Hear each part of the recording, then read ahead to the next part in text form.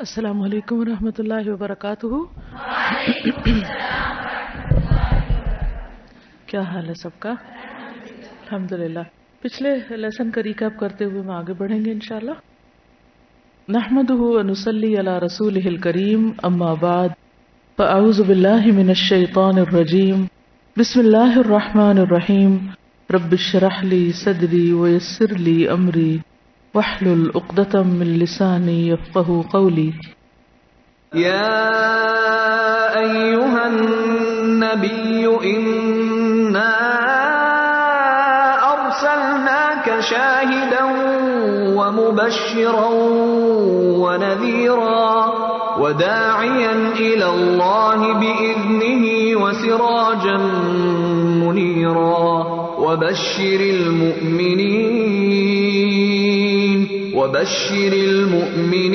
بأن لهم من الله فضلا كبيرا۔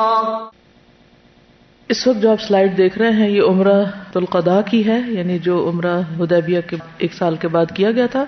اس میں آپ دیکھ رہے ہیں کہ مدینہ منورہ سے سفر شروع ہوتا ہے اور ذوالحلیفہ پہ آ کے آپ احرام باندھتے ہیں اور پھر اس رستے پر آتے ہیں، یہ بدر ہے، اور پھر یہ جحفہ ہے جہاں بخار منتقل کیا گیا تھا، اور یہ مشلل، اور یہ قدید ہے، ٹھیک ہے، اور یہ قدید ہے، دونوں میں فرق ہے، ٹھیک ہے، ایک قاف سے ایک کاف سے ہے، اور پھر یہ اسفان ہے، یہ حدیبیہ ہے۔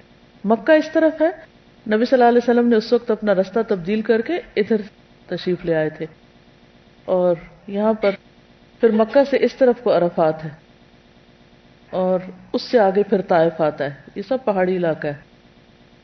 ادھر یہ لملم ہے جو ہم لوگوں کا میقات ہے، تو اس سے آپ اندازہ لگائیں کہ ہم بالکل مدینہ کی ایک طرح سے اپوزٹ سائڈ پر بیٹھے ہیں۔ مدینہ کا انتظام ابو رحم غفاری کے ہاتھ دیا گیا، قربانی کے لیے اونٹ لیے گئے، ان کا ذمہ دار ناجیہ بن جندب کو بنایا گیا، گھوڑے 100 تھے اور ذمہ دار ان کے محمد بن مسلمہ تھے۔ نیکسٹ، ذوالحلیفہ پہ آپ نے احرام باندھا، وادی یأجوج میں ہتھیار رکھ دیے۔ مکہ میں داخلہ کے وقت آپ کی یہ کیفیت تھی، یہ ساری چیزیں آپ پڑھ چکے ہیں، صرف ریمائنڈر کے لیے تھوڑا سا۔ مکہ میں آپ نے یہ سب کام کیے، 3 دن ٹھہرے، عمرہ کیا، سعی کی، قربانی کے جانور قربان کیے، ذبح کیے، سر منڈوایا، اور پھر یأجوج میں جو لوگ ٹھہرے تھے یہاں پر، وہ آ کے ان کی عمرے کی باری تھی، حضرت میمونہ بنت حارث سے شادی کی، اور اس کے بعد آپ واپس چلے گئے مدینہ کی طرف۔ نیکسٹ، یہ کل بھی بات ہو رہی تھی نا کہ سمندر قریب ہی تھا، تو یہ طائف ہے نا، یہاں پر، یہاں سے جو پلٹے تو پھر واپس، یعنی پیچھے آتے آتے جو ابو سفیان نے کہا تھا کہ یہ لوگ اب جا کے سمندر پہ ہی ٹھہریں گے، یعنی اتنا دور تک چلے جائیں گے۔ نیکسٹ، یہ معرکہ موتا کی ہے تصویر کچھ، اس میں آپ دیکھیے کہ جمادی الاولیٰ 8 ہجری میں ہوئی۔ وجہ کیا بنی تھی؟ نبی صلی اللہ علیہ وسلم کے قاصد کا قتل تھا، اور اس میں جو کچھ آپ نے احکامات دیے تھے ساتھ کہ یہ کام کرنے ہیں اور یہ نہیں کرنا، اور 3000 کا لشکر تھا، زید بن حارثہ کو امیر بنایا گیا، اور ساتھ ہدایات دے دی گئی کہ اگر ایک شہید ہو جائے تو دوسرا، دوسرے کے بعد تیسرا۔ جعفر بن ابی طالب اور عبداللہ بن رواحہ، اور جعفر بن طالب صرف 1 سال ہی تقریباً یا اس سے کم نبی صلی اللہ علیہ وسلم کے ساتھ رہے ہیں، حبشہ سے واپس آ کر چلے جاتے ہیں معرکہ موتا میں اور وہاں شہید ہو جاتے ہیں۔ 1 اور 66 کا تناسب ہے، ایک مسلمان کے مقابلے میں 66 لوگ تھے جن کا مقابلہ کیا گیا۔ پھر اس کے بعد خالد بن ولید کو لشکر کی کمان دی گئی، اور انہوں نے لشکر کی ترتیب اور حکمت عملی سے جو کام لیا، نتیجہ کیا ہوا کہ دشمن پر رعب چھا گیا اور 7 دن تک جنگ رہی، 12 لوگ صرف شہید ہوئے اور اس طرح واپس آئے۔ نیکسٹ، غزوہ فتح مکہ، رمضان 8 ہجری، اس کو سب سے عظیم فتح قرار دیا گیا۔ مقصد کیا تھا؟ کعبہ کو شرک سے پاک کرنا، اسلام کو بول بالا کرنا۔ اسباب کیا تھے؟ بنو بکر جو قریش کے حلیف تھے، انہوں نے حملہ کر دیا بنو خزاعہ پر، 20 سے زائد آدمی قتل کر دیے، قریش نے ان کی اپنے حلیفوں کی مدد کی، بنو خزاعہ نے نبی صلی اللہ علیہ وسلم کو اطلاع دی، قریش پچھتائے، ابو سفیان مدینہ آئے معاہدے کی تجدید کے لیے، لیکن نبی صلی اللہ علیہ وسلم نے، ابو بکر، عمر، کسی نے کوئی جواب نہیں دیا، واپس چلا گیا۔ پھر غزوے کی آپ نے تیاری کی لیکن کسی کو خبر نہ ہونے دی، مگر اتنے میں حاطب بن ابی بلتہ جو تھے انہوں نے یوں کہہ لے کہ ناسمجھی میں خط ایک عورت کو دے کے بھیجنا چاہا، لیکن آپ کو بعد میں معاف کر دیا گیا. اور 10,000 صحابہ تھے اس لشکر میں. راستے میں آپ کی اپنے چچا عباس سے ملاقات ہوئی، اسلام قبول کر چکے تھے. یہ آخری خاندان تھا جس نے ہجرت کی تھی، کیونکہ اس کے بعد جب مکہ فتح ہو گیا تو پھر ہجرت ختم ہو گئی. اب واہ میں جن سے ملاقات ہوئی وہ آپ کے 2 کزن تھے، اور آپ نے ان سے منہ پھیرا، لیکن ام سلمہ نے صلہ رحمی کا مشورہ دیا. آپ صلی اللہ علیہ وسلم نے ان کو معاف کر دیا. پھر قدید میں آپ صلی اللہ علیہ وسلم نے روزہ کھولنے کا حکم دے دیا، کیونکہ لوگ روزے سے چلے تھے، رمضان کا مہینہ تھا. مر الزہران میں آگ کے 10,000 الاؤ روشن کیے گئے. اسلامی فوجوں کا ایک طرح سے مظاہرہ تھا. ابو سفیان خوفزدہ ہو گیا. عمر نے قتل کی اجازت طلب کی، لیکن عباس رضی اللہ تعالیٰ عنہ نے ابو سفیان کو پناہ دی. اور پھر وادی تنگ نائر یا تنگ نائر کہنا چاہیے، وہاں سے ابو سفیان کو اسلامی فوج دکھانے کے لیے روکا گیا تاکہ وہ سارے لشکر وہاں سے گزرے اور ایک روب قائم ہو. نیکسٹ، مکہ میں داخلہ. اس میں نے آپ کو بتایا تھا نا کہ خالد بن ولید کو پورا یہ سرکل مکمل کر کے یہاں آنے کے لیے کہا گیا. ٹھیک، نبی صلی اللہ علیہ وسلم جو تھے وہ براہ راست یہاں تشریف لائے تھے. یہ مکہ ہے اور مکہ میں یہ کعبہ ہے، اور اس طرف کو نبی صلی اللہ علیہ وسلم کا گھر ہے. یہ اجیاد کا علاقہ ہے، اور اس طرف کو یہ حضرت خدیجہ کا گھر ہے. یہ مروہ ہے، یہ صفا ہے. ٹھیک ہے، تو اس طرف سے جاتے ہیں. پہلے یہاں بازار ہوتا تھا، اب یہ گرا دیا گیا نئی ایکسٹینشن میں. یہاں سے راستہ عرفات کی طرف جاتا ہے. یہ حجون کا علاقہ ہے جہاں سے نبی صلی اللہ علیہ وسلم داخل ہوئے تھے. یہاں پر آپ رکے تھے اور یہاں سے داخل ہوئے تھے. پھر اس کے بعد یہ ابو عبیدہ بن جراح اس طرف سے آئے تھے، اور زبیر بن عوام اس طرف سے، اور قیس بن سعد بن عبادہ اس طرف سے. تو اس طرح ایک طرح سے مکہ کو سراؤنڈ کر لیا گیا اور مکہ فتح ہو گیا. نبی صلی اللہ علیہ وسلم مکہ میں جب داخل ہو رہے تھے تو سورۃ الفتح کی تلاوت کر رہے تھے. مہاجرین و انصار کے جلوہ میں آپ نے حجر اسود کو چوما، طواف کیا. آپ احرام میں نہ تھے. نیکسٹ، مسجد حرام میں آپ نے کیا کیا کیا؟ کعبے کی تطہیر کی، اس میں نماز پڑھی. عثمان بن طلحہ سے کنجی لی، پھر اس کو واپس بھی کر دی. اندر رکھے ہوئے بتوں کو توڑا، تصویروں کو اتارا. آپ معافی کا اعلان کیا گیا. پھر اس کے بعد جن صرف 4-5 لوگوں کی گردن مارنے کا اعلان کیا گیا تھا، یہ لوگ بھی مجرم تھے، لیکن انہوں نے توبہ کر لی اور اس وقت چھپ گئے، اور پھر آ کر انہوں نے اسلام قبول کر لیا تھوڑے تھوڑے عرصے کے بعد. یہ لوگ بھی چھپے تھے، لیکن آپ نے ان کے قتل کا حکم نہیں دیا تھا. تو مکہ میں آپ 19 روز رہے. کعبہ کی چھت پر بلال رضی اللہ تعالیٰ عنہ نے اذان دی. نبی صلی اللہ علیہ وسلم نے فتح کی نماز ام ہانی کے ہاں پڑھی 8 رکعت، اور پھر مختلف لوگوں سے بیعت لی گئی جس میں عورتیں بھی شامل تھیں. ہند سے خاص طور پر جو بیعت لی گئی اس کے الفاظ اور وہ مکالمہ کافی دلچسپ ہے. نیکسٹ، پھر بڑے بڑے بتوں کا خاتمہ کیا گیا. عزا، منات، سوا اور بنو جزیمہ. یہ اس کا ذکر آگے کتاب میں بھی مزید آئے گا انشاءاللہ، وہاں پر تھوڑی تفصیل پڑھیں گے. نیکسٹ، پھر غزوہ حنین ہے. یہاں پر آپ دیکھیے کہ یہ مکہ ہے. ٹھیک ہے، یہاں سے مکہ سے اسلامی لشکر جو حنین کی طرف جا رہا ہے، یہ وادی حنین ہے. ٹھیک، اور یہاں سے مال غنیمت جیرانہ پہ منتقل کیا. پھر آگے چلے، پھر اوتاس اور طائف کی طرف غزوہ طائف ہوا. پھر وہ محاصرہ انہوں نے کر لیا، تو پھر بنو ثقیف جو تھے وہ بھی طائف کی طرف واپس چلے گئے. بعد میں پھر یہ لوگ توبہ کرنے کے لیے آ گئے. یہ طائف کا راستہ ہے، وادی حنین ہے. یہاں پر تیر اندازوں نے تیر مارے تھے اور تنگ تھی یہ وادی، تو مسلمانوں کے قدم اکھڑ گئے، بھگدڑ مچ گئی.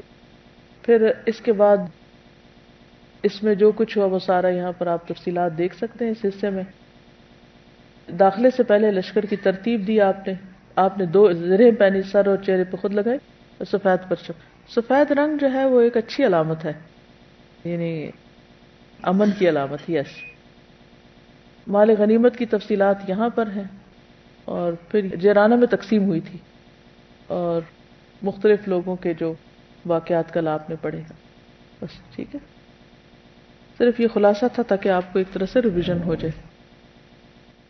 حنین کے 1-2 واقعات آپ کے ساتھ شیئر کر کے پھر آگے جنگ تبوک پہ چلیں گے انشاءاللہ. بسم اللہ الرحمن الرحیم.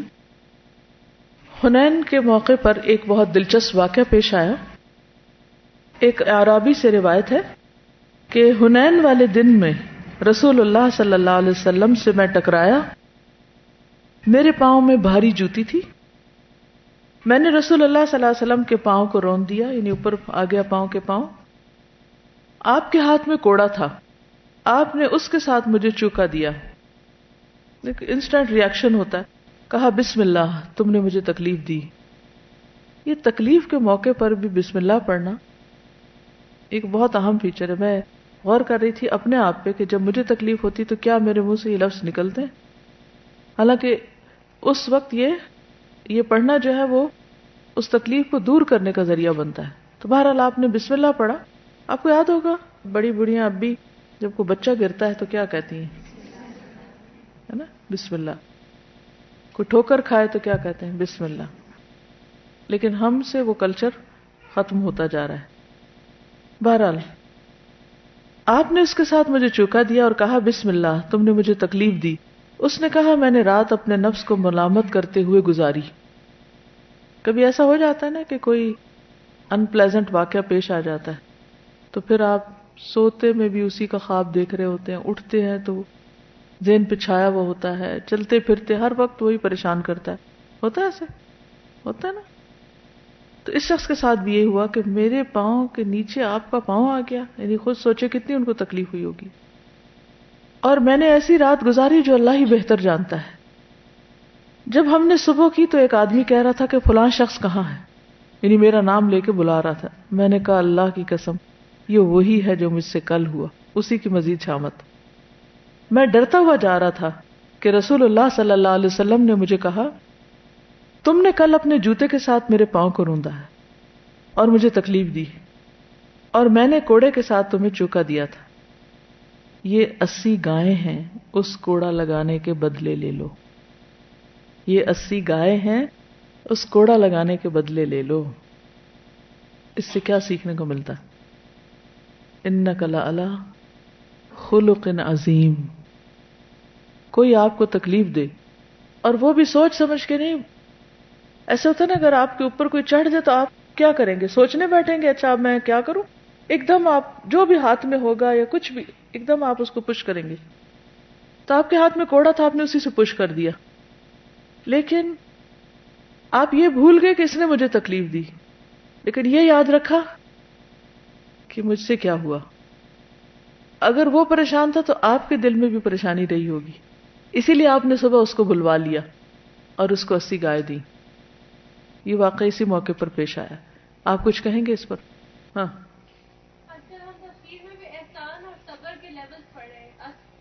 یس. احسان اور صبر کے جو لیول ہیں، یہ احسان کا بلند ترین درجہ ہے. یہ آپ صلی اللہ علیہ وسلم اس کے ساتھ دراصل احسان کریں. ہم احسان کا ورڈ بھی پڑھتے ہیں اور استعمال بھی کرتے ہیں اور عام طور پہ احسان جتانے کے معنوں میں لے لیتے ہیں، لیکن یہاں پر آپ دیکھیے کہ احسان کی کیا مثال قائم کی گئی. آپ کچھ کہیں؟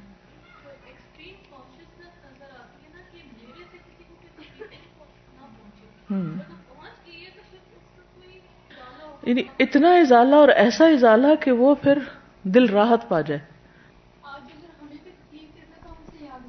شاباش، بالکل صحیح کہا.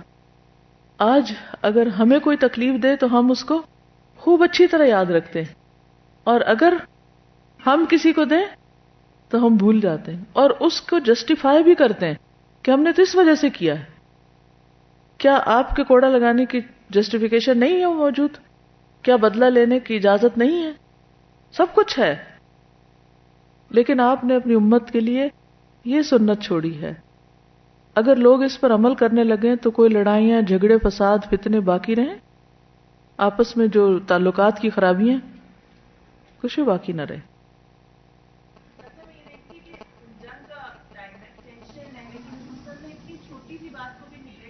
یس.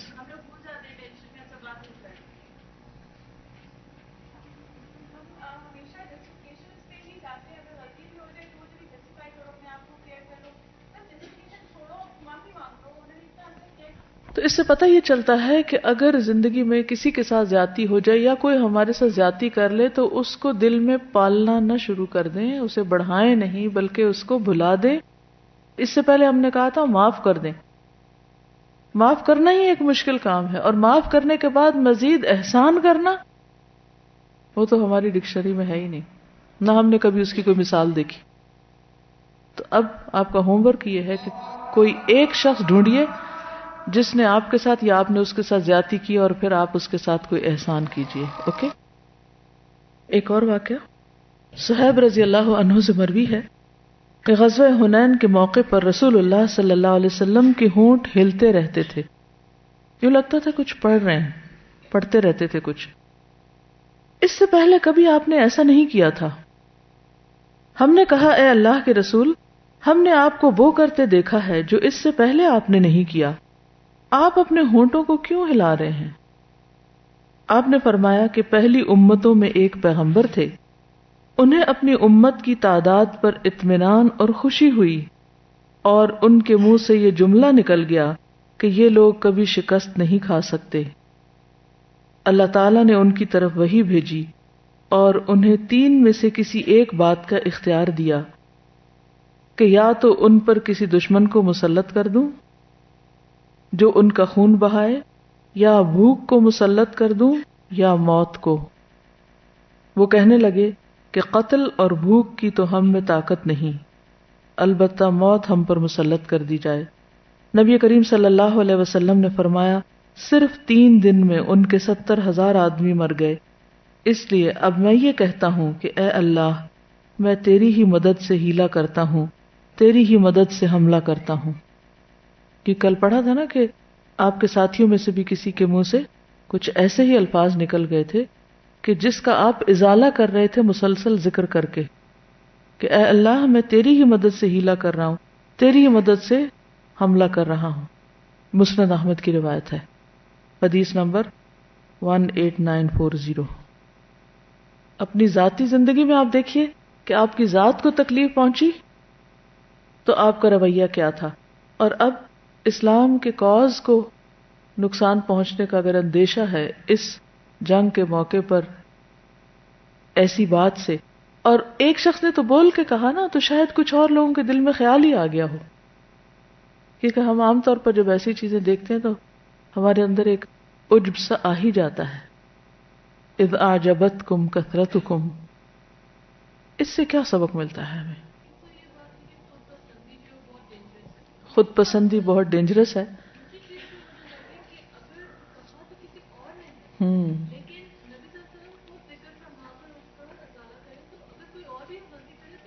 ایگزیکٹلی. یعنی اگر آپ کے بچوں میں سے یا آپ کے گھر والوں میں سے یا آپ کے ساتھیوں میں سے کوئی اور ایسی نادانی کر رہا ہے تو صرف اس کو بلیم نہ کر دیں، بلکہ being a leader, being a responsible person, آپ خود اس کی طرف سے بھی استغفار کر لیں. جیسے فرشتے کیا کرتے ہیں؟ ایمان والوں کی طرف سے استغفار کرتے رہتے ہیں. فاغفر للذین تابوا واتبعوا سبیلک. تیرے راستے کی پیروی کر رہے ہیں جو ان کو معاف کر دے. اب اس میں بھی انسان کہہ سکتا میں تو آلریڈی اللہ کے راستے پر ہوں، میں تو بخشایا، لیکن نہیں. غلطی کسی وقت کسی بھی انداز میں کسی سے بھی ہو سکتی.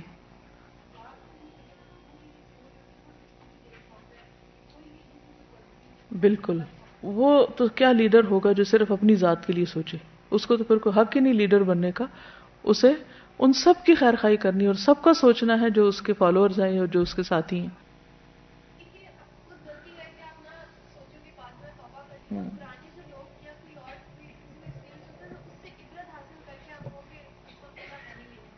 بالکل. اور پھر دوسروں کے لیے بھی استغفار کی دعائیں کرتے رہنا چاہیے. تو اس سے آپ صلی اللہ علیہ وسلم کی عاجزی بھی پتہ چلتی ہے. ٹھیک ہے نا، کہ آپ کے اندر کس درجے کی عاجزی تھی. اصل بات یہ ہے کہ ہم لوگ بڑی بڑی باتیں کر کے بھی نا شرمندہ نہیں ہوتے، نہ ہی ریگریٹ کرتے ہیں، نہ ہی توبہ کرتے ہیں. حضرت ام سلیم جو ہیں وہ بھی اس جنگ میں شریک تھیں. انس کہتے ہیں کہ ام سلیم رضی اللہ عنہا نے غزوہ حنین کے دن ان کے پاس جو خنجر تھا وہ لیا ابو طلحہ نے دیکھا تو کہا یا رسول اللہ یہ ام سلیم ہے، ان کے پاس ایک خنجر ہے، یہ ان کی اہلیہ تھی نا. تو رسول اللہ صلی اللہ علیہ وسلم نے ام سلیم سے فرمایا یہ خنجر کیسا ہے؟ ام سلیم نے عرض کیا میں نے اس کو اس لیے لیا ہے کہ اگر مشرکوں میں سے کوئی میرے پاس آئے گا تو میں اس کا پیٹ پھاڑ ڈالوں گی. یہ سن کر رسول اللہ صلی اللہ علیہ وسلم ہنس پڑے. ام سلیم نے عرض کیا یا رسول اللہ جو لوگ آپ کو چھوڑ کر بھاگ گئے تھے ان کو قتل کروا دیجئے. تو رسول اللہ صلی اللہ علیہ وسلم نے فرمایا اے ام سلیم بے شک اللہ نے ہمیں کفایت کیا ہے اور بہت خوب کیا ہے. انہوں نے اپنے جذبات کا اظہار کیا، لیکن حضور صلی اللہ علیہ وسلم کا جواب سنیے کہ ان کے غم کیوں کریں، ان کے فکر میں کیوں پڑے، اللہ ہم کو کافی ہے، اللہ نے ہمیں کفایت کیا، ہمارا کام چل رہا ہے. اچھا ہمیں کوئی نعمت حاصل بھی ہو جائے، ہماری سب باتیں ٹھیک بھی ہوں، تو بھی ہم جو ملا ہے اس پر شکر کرنے کے بجائے یہ سوچتے رہیں گے کہ کون ہم کو دھوکہ دے گیا، کون ہمیں چھوڑ گیا، کون ہمارے ساتھ زیادتی کر گیا. اچھا بھلے خوشی کے موقع پر بھی ہم منفی باتیں زیادہ کریں گے. اور کوئی اس بارے میں کچھ کہنا چاہے گا؟ ہمیں کوئی پرابلم ہوتی ہے، کسی کو غم ملتا ہے تو ہم ساری زندگی سب کچھ ٹھیک ہونے کے باوجود بھی اسی کو یاد کرتے رہتے ہیں، اس نے اس موقع پہ ایسے کیا، اس نے ایسے، حالانکہ وہ سچویشن گزر چکی ہے، وہ غم بھی ہمارے اوپر سے اتر گیا، لیکن ہم اس ٹائم کو انجوائے کریں گے پچھلے غموں کو ہی چھوڑ کے. بالکل.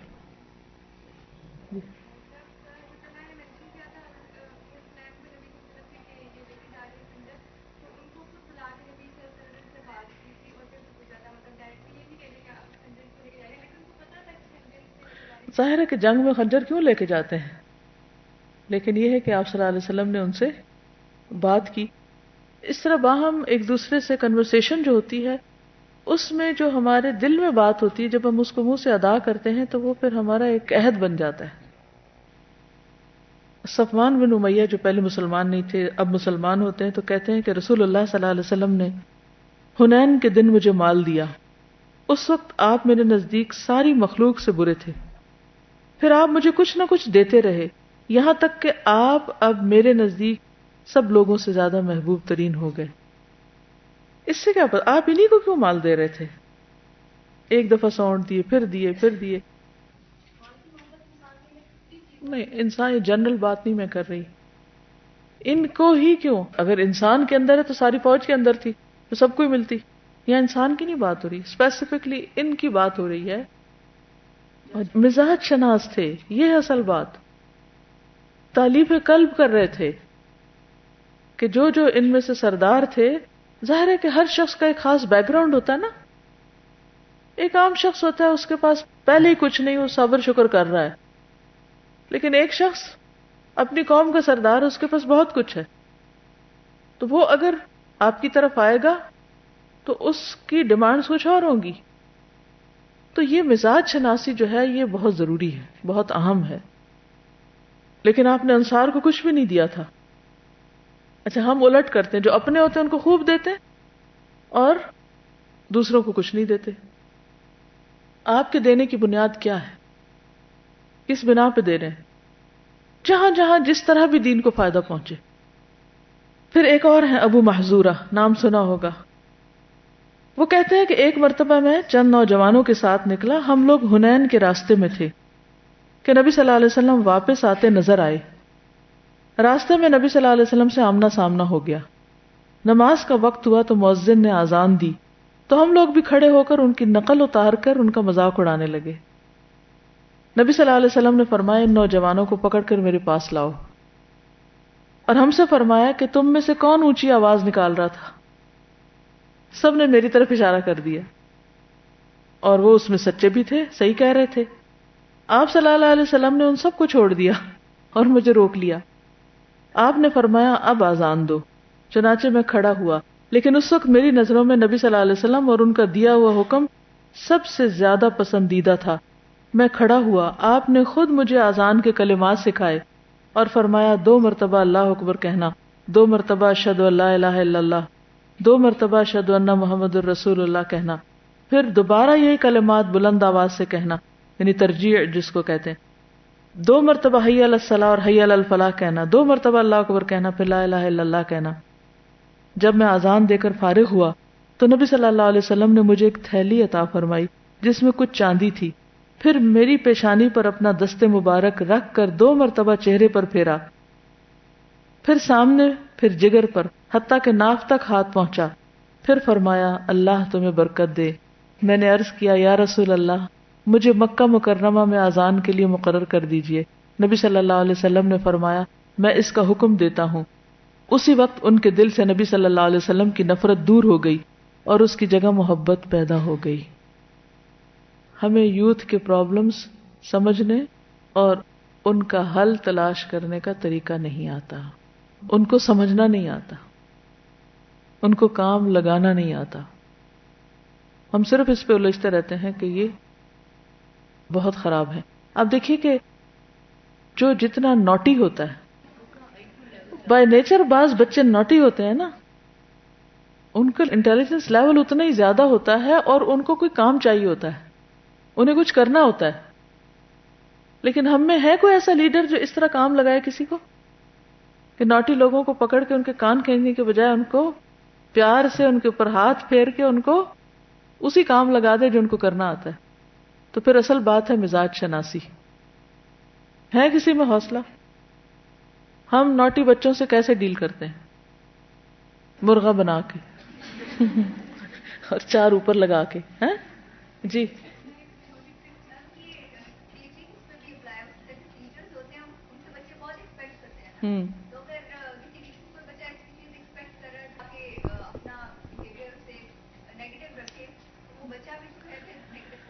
بالکل. بعض اوقات استاد ایسے شاگردوں کے ساتھ ایک گرج پال لیتے ہیں نا اور ان کو ہر جگہ سنب کرتے رہتے ہیں، حتیٰ کہ ایک ٹیلنٹ کھو جاتا ہے، حاصل کچھ بھی نہیں ہوتا.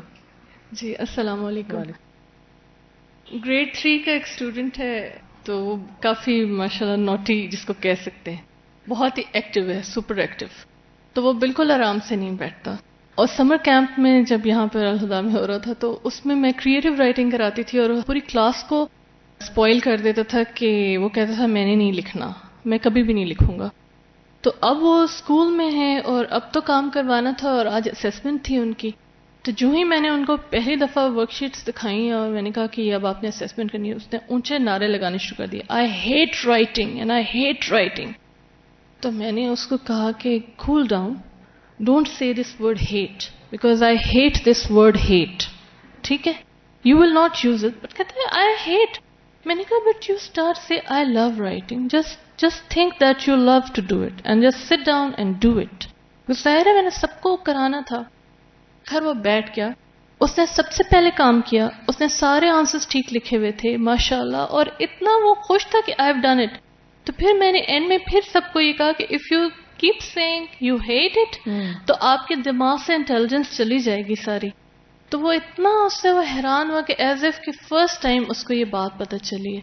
اور الحمدللہ جو بچے کام کر رہے ہوتے ہیں ان سے کروانا تو کوئی کمال نہیں ہے، وہ تو کر ہی رہے، لیکن جو نہیں کر رہے ان سے کروانے میں ایک علیحدہ ہی خوشی ہوتی ہے انسان کو. تو ابو محذورہ کی مثالیں تو بہت ساری ہوتی ہیں، لیکن ہم ابو محذورہ کو کام پہ نہیں لگا سکتے. جی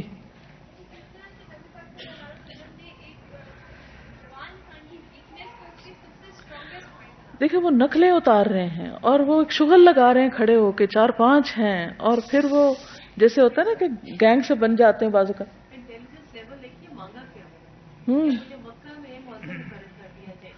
تو آپ سوچئے کہ اس کو بھی اپنے ٹیلنٹ کا پتہ بالکل.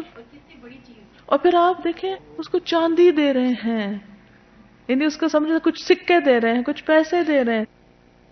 آپ کا پاؤں جس نے روندا اس کو گائے دے رہے ہیں، جو مذاق اڑا رہا ہے اس کو چاندی دے رہے ہیں. ایسا اخلاق اور کردار دیکھا ہے کبھی آپ نے؟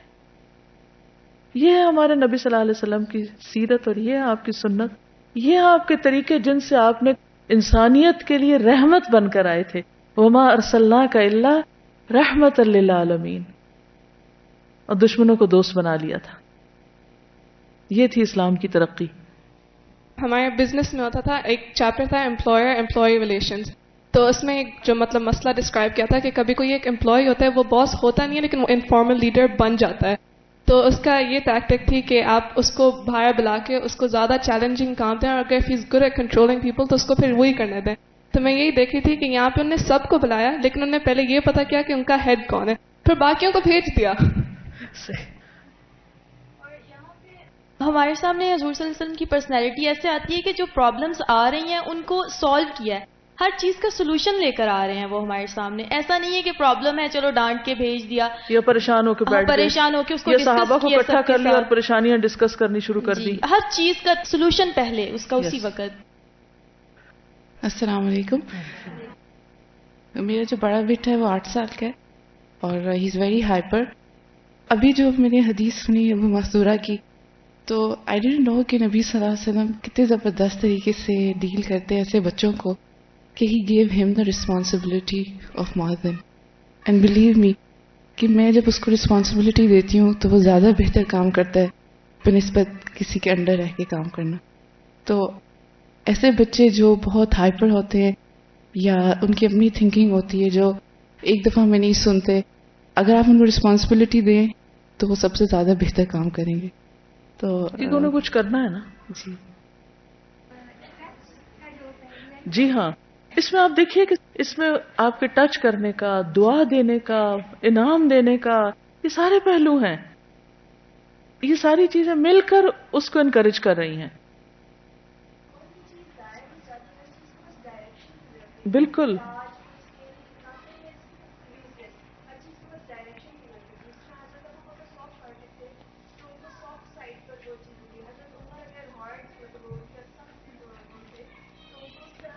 اصل پھر وہی نقطہ ہے نا, مزاج شناسی, انسانوں کو پہچانے, اور اس کے لیے انسانوں میں انٹرسٹ لینا پڑتا ہے.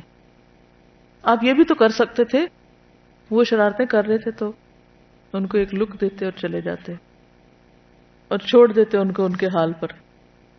یہ بھی ایک آپشن تھی. لیکن دوسری یہ تھی کہ آپ نے بلا کر اس مسئلے کو سالو کیا. اگر ایسے ہی چھوڑ دیتے تو وہ جھاڑیاں بڑھتی رہتی ویسے ہی. چلیے آگے چلتے ہیں.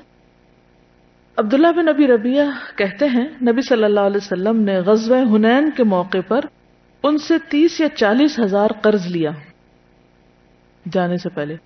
جب آپ تشریف لائے تو سارا قرض ادا کر دیا. پھر آپ نے ان سے فرمایا اللہ تمہیں گھر میں اور مال میں برکت دے.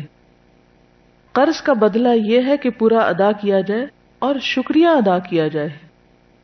دنیا دعا بھی دے رہے ہیں اس کو. تو آپ کا یہ سفر محض سفر نہیں تھا. چلیے بسم اللہ الرحمن الرحیم. غزوہ تبوک رجب 9 ہجری. معرکہ موتا کا اثر رومی قوت کے حق میں اچھا نہ تھا. کون گیا تھا معرکہ موتا پر؟ زید بن حارثہ. کس کے خلاف تھا؟ رومیوں کے. صرف 3000 مسلمانوں نے 2 لاکھ رومی فوجیوں کی طاقت کو دبانے میں جو کامیابی حاصل کی تھی اس کا شام کے پڑوسی عرب قبائل پر بڑا زبردست اثر ہوا. 1=66. اب یہ قبائل آزادی اور خود مختاری کے خواب دیکھ رہے تھے, لہذا رومیوں نے ایک فیصلہ کن جنگ کی ضرورت محسوس کی جس میں وہ مسلمانوں کو ان کے اپنے گھر مدینہ منورہ کے اندر ہی صاف کر دیں. وہ کیا چاہتے تھے کہ مدینہ پر حملہ آور ہوں. رومیوں سے ٹکراؤ کے لیے مسلمانوں کی تیاری. ادھر رسول اللہ صلی اللہ علیہ وسلم کو ان کی تیاری کا علم ہوا تو آپ نے ہر جگہ مسلمانوں کو نکلنے کی منادی کرائی اور غزوے کی جہت کا واضح طور پر اعلان فرمایا تاکہ لوگ مکمل تیاری کر لیں, کیونکہ سخت گرمی کا زمانہ تھا. لمبا سفر تھا, لوگ تنگی اور قحط سے دوچار تھے, پھل پک چکے تھے, سائے خوشگوار لگ رہے تھے اور لوگ اس میں قیام پسند کر رہے تھے. چلیے اس لیول کا تو نہیں. آپ دیکھیے کہ مثلا آپ سارے دن کے بعد کام کر کے سخت گرمی کے دن گھر پہنچتے ہیں, کھانا لگا ہوا ہے, ٹھنڈا پانی رکھا ہوا ہے کہ اتنے میں آپ کو کسی کام سے بلا لیا جاتا ہے. کیا کریں گے آپ؟ رسول اللہ صلی اللہ علیہ وسلم نے اہل سربت کو تنگ دستوں کی تیاری کی ترغیب دی. یہ تنگ دست کون تھے؟ غریب لوگ. رسول اللہ صلی اللہ علیہ وسلم نے اہل سربت کو تنگ دستوں کی تیاری کی ترغیب دی اور ان سے جو کچھ بن سکا لے آئے. سب سے پہلے حضرت ابو بکر صدیق رضی اللہ عنہ اپنا سارا مال لے آئے جو 4000 درہم تھا. اب دیکھیے کہ جنگوں میں جب غنیمت تقسیم ہوتی تھی تو ان لوگوں کو کچھ نہ کچھ حصہ مل جاتا تھا. لیکن ابھی وہ ملا ہی ہوتا تھا کہ اگلی جنگ سامنے آ جاتی تھی، پھر وہ اس میں لگا دیتے تھے. اب جنگ حنین میں اگر کچھ ملا ان کو تو مدینہ پہنچ کر تبوک کی تیاری ہو رہی ہے اور وہ سارا اٹھا کے پھر لے کر جا رہے ہیں، کیونکہ مال کے لیے تو لڑ ہی نہیں رہے تھے. لیکن اگر اللہ تعالیٰ کچھ عطا کرتا تھا تو اس کو پھر اسی کام میں لگا دیتے تھے. رسول اللہ صلی اللہ علیہ وسلم نے پوچھا هل ابقیت لأہلک شیئا، اپنے اہل کے لیے بھی کچھ باقی چھوڑا ہے؟ عرض کی کہ ان کے لیے اللہ اور اس کے رسول کو چھوڑا ہے. حضرت عمر بن خطاب اپنا آدھا مال لائے. حضرت عثمان بن عفان نے کہا جاتا ہے کہ 10,000 دینار پالان اور کجاوے سمیت 300 اونٹ اور 50 گھوڑے دیے، اور کہا جاتا ہے کہ انہوں نے 900 اونٹ اور 150 گھوڑے دیے. یعنی کہ ایک حیرت ہوتی ہے کہ دین کے کاز کے لیے اس طرح بھی کوئی خرچ کر سکتا ہے. یعنی یہ وہ لوگ ہیں جنہوں نے صرف اپنی جانیں نہیں لگائیں، مال بھی لگایا. نبی صلی اللہ علیہ وسلم نے ان کے بارے میں فرمایا ما ضر عثمان ما عمل بعد اليوم، آج کے بعد عثمان جو بھی کریں انہیں نقصان نہ ہوگا. حضرت عبد الرحمن بن عوف 200 اوقیہ یعنی 8,000 درہم چاندی لائے. حضرت عباس بہت سا مال لائے. حضرت طلحہ، سعد بن عبادہ، محمد بن مسلمہ وغیرہ بھی مال لے کر آئے. حضرت عاصم بن عدی 90 وسق 13,500 کلو کھجور لائے. بقیہ صحابہ نے بھی اپنی اپنی بساط کے مطابق صدقات کی لائن لگا دی، یہاں تک کہ کسی نے 1 مد 2 مد صدقہ کیا، چونکہ وہ اس سے زیادہ کی طاقت ہی نہیں رکھتے تھے. عورتوں نے اپنے زیورات تک بھیجے. تنگ دست صحابہ آپ سے سواری طلب کرنے آئے. آپ صلی اللہ علیہ وسلم نے فرمایا لا اجد ما احملکم علیہ تولوا وعینہم تفیض من الدمع حزنا الا یجدوا ما ينفقون. لا أجد ما أحملكم عليه تولوا وأعينهم تفيض من الدمع حزنا ألا يجدوا ما ينفقون.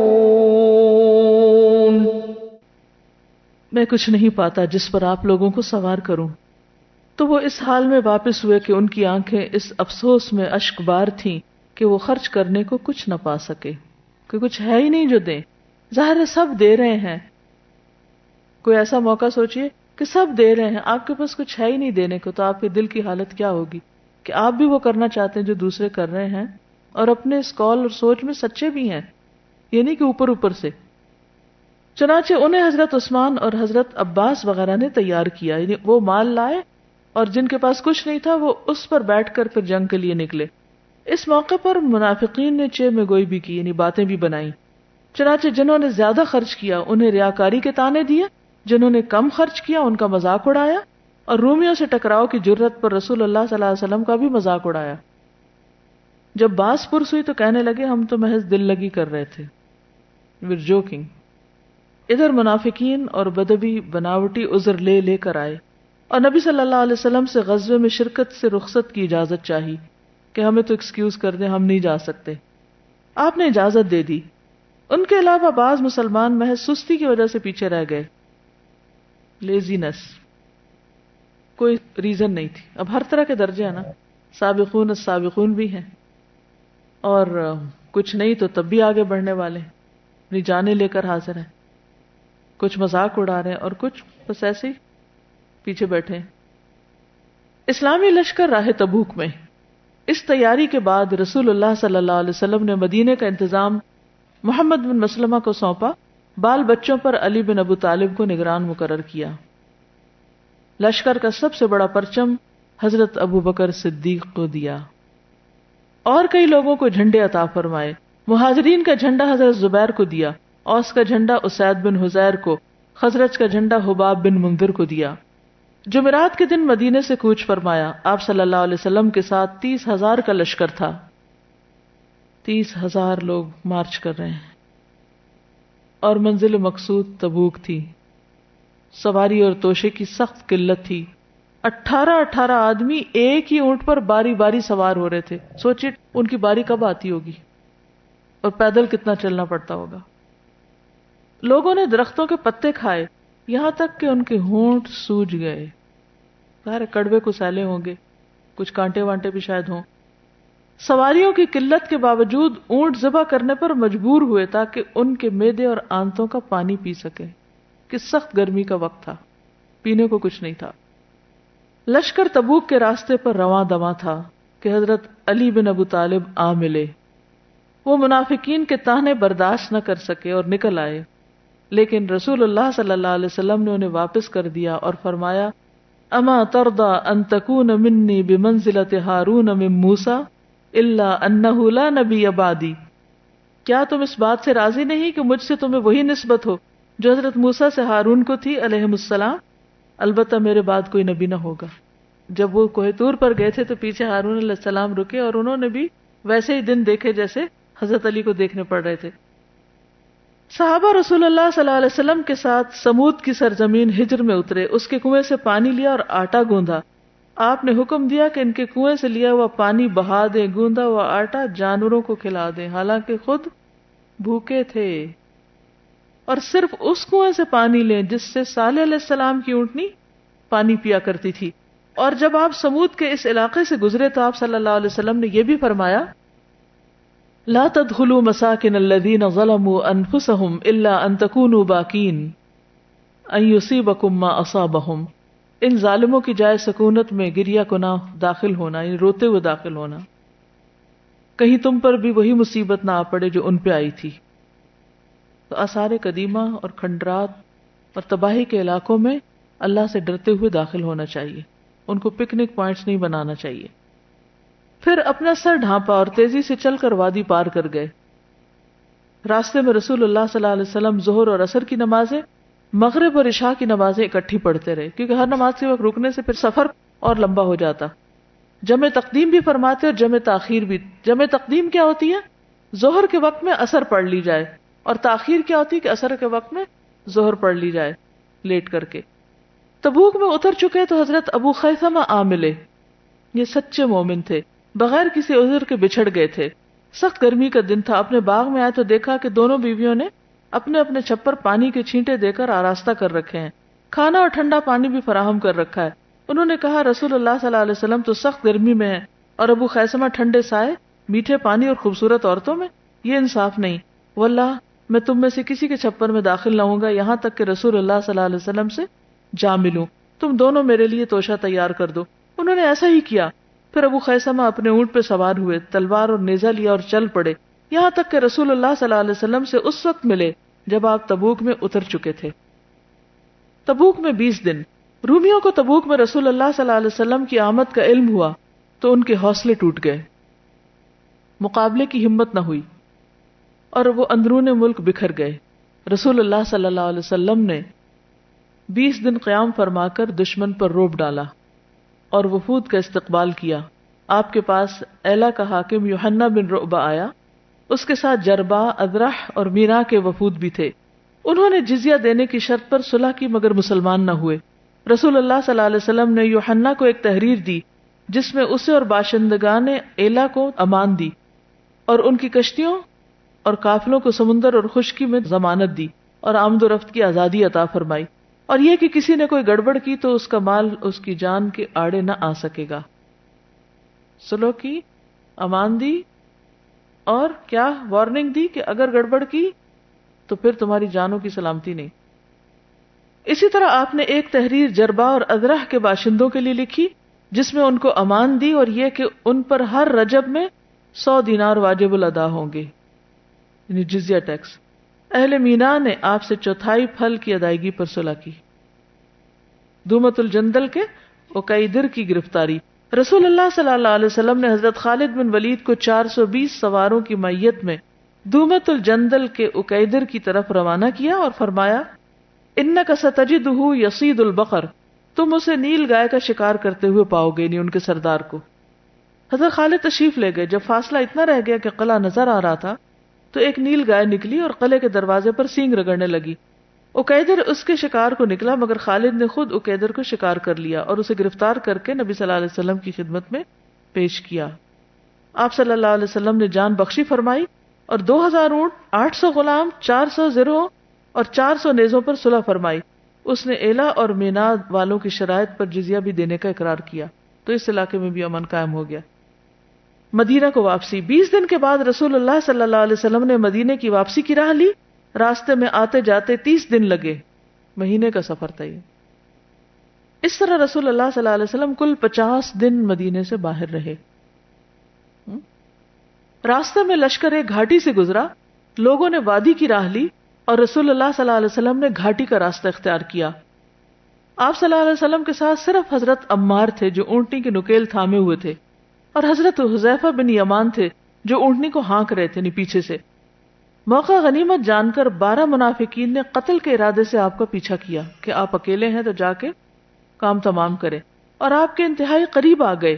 یہ چہروں پہ ڈھاٹا باندھے ہوئے تھے جیسے نقاب ہوتا ہے۔ آپ نے حضرت حذیفہ کو بھیجا کہ ان کی سواریوں کے چہروں پر اپنی ڈھال سے ضرب لگائیں۔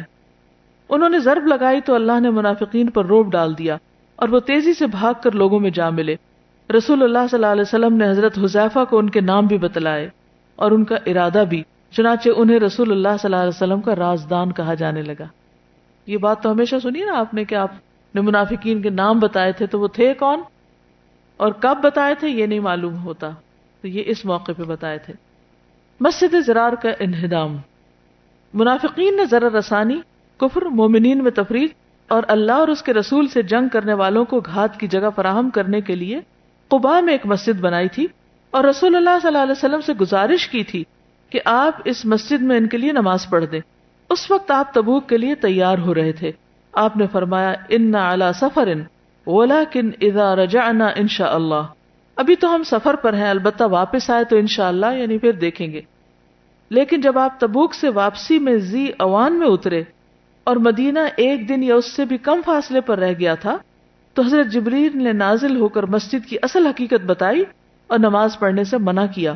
چنانچہ رسول اللہ صلی اللہ علیہ وسلم نے آدمی بھیج کر اسے جلا کر مسمار کر دیا۔ کس کو؟ مسجد کو۔ کیوں؟ کیونکہ وہ مسلمانوں کے درمیان فتنہ پردازی کے لیے اور ضرر نقصان دینے کے لیے بنائی گئی تھی۔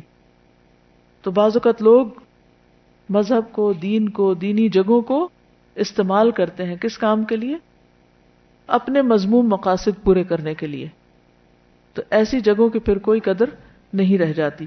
اہل مدینہ کی طرف سے رسول اللہ صلی اللہ علیہ وسلم کا استقبال، جب مدینے کے آثار دکھائی دیے تو نبی صلی اللہ علیہ وسلم نے فرمایا هذه طابہ وهذا احد جبل يحبنا ونحبه۔ کیونکہ مدینہ انٹر ہوتے ہی سب سے پرومیننٹ چیز جو نظر آتی ہے وہ احد ہے۔ اب پچھلی دفعہ بھی آپ واپس ہو رہے ہیں تو آپ یہی بات فرماتے ہیں۔ یہ رہا طابہ اور یہ رہا احد، یہ وہ پہاڑ ہے جو ہم سے محبت کرتا ہے اور جس سے ہم محبت کرتے ہیں۔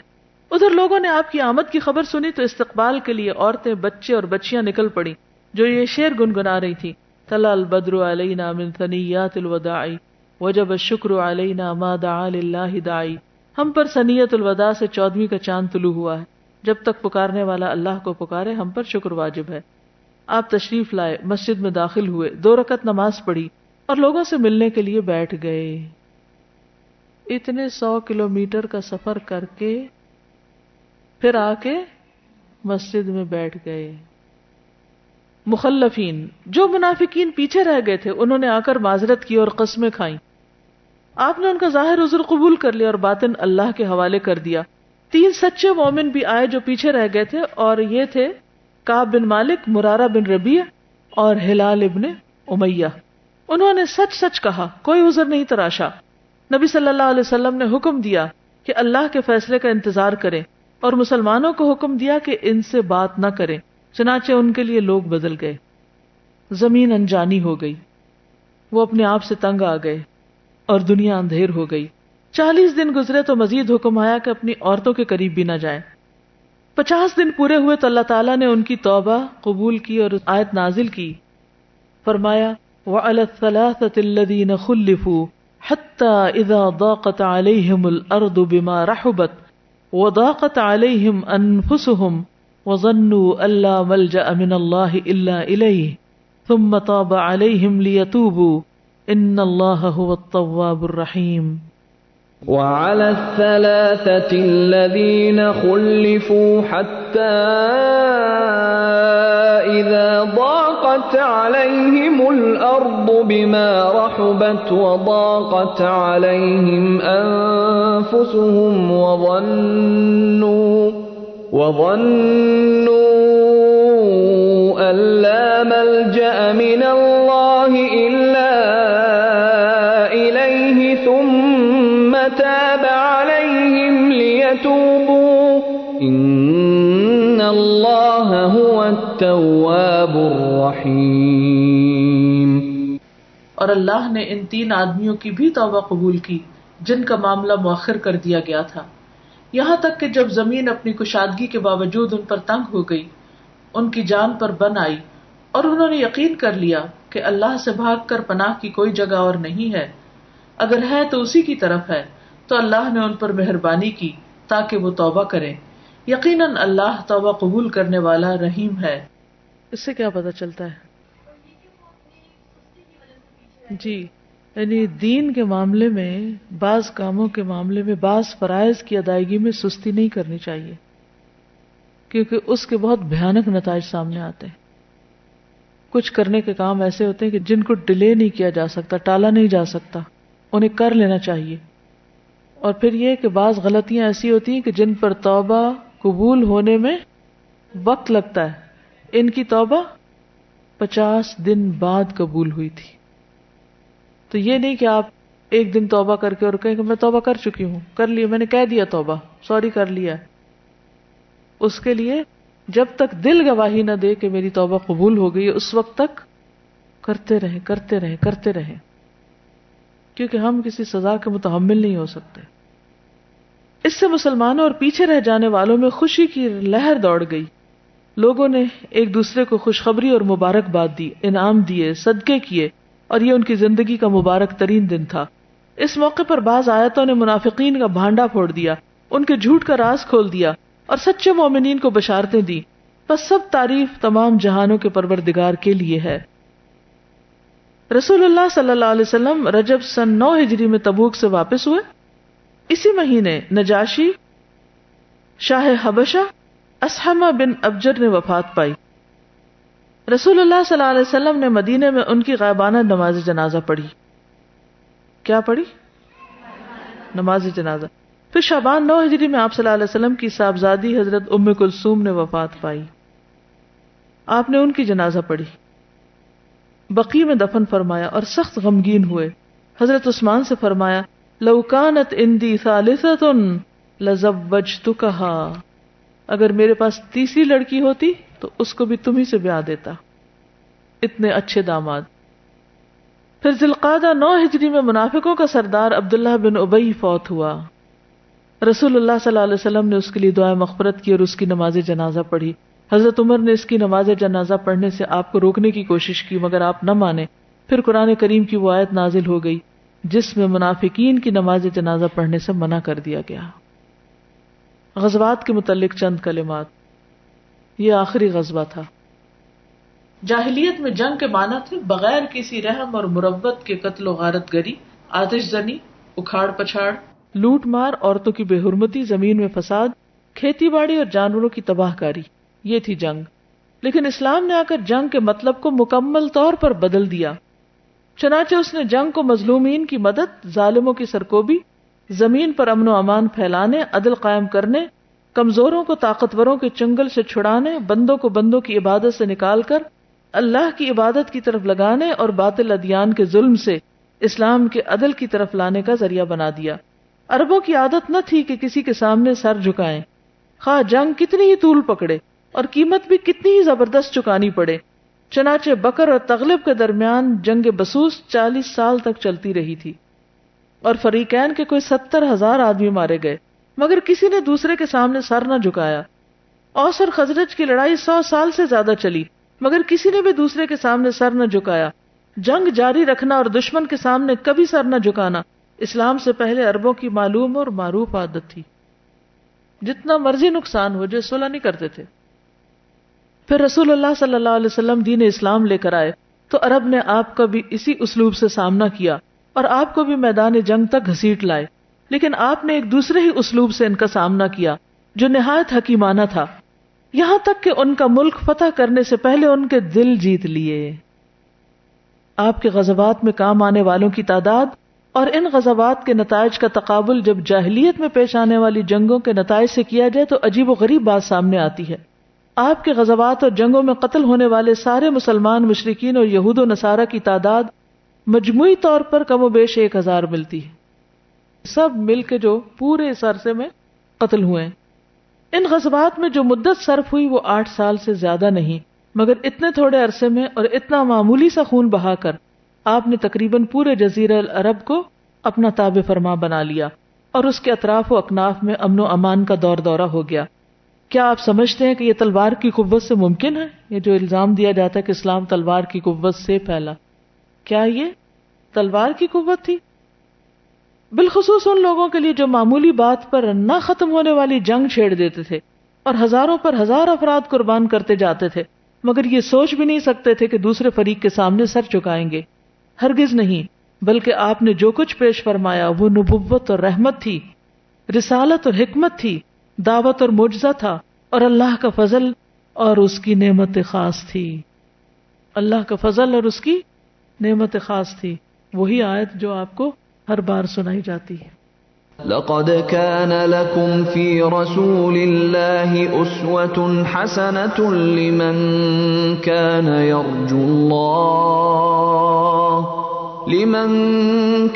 يرجو الله واليوم الآخر وذكر الله كثيرا۔ آج کے لیے اتنا ہی کافی ہے۔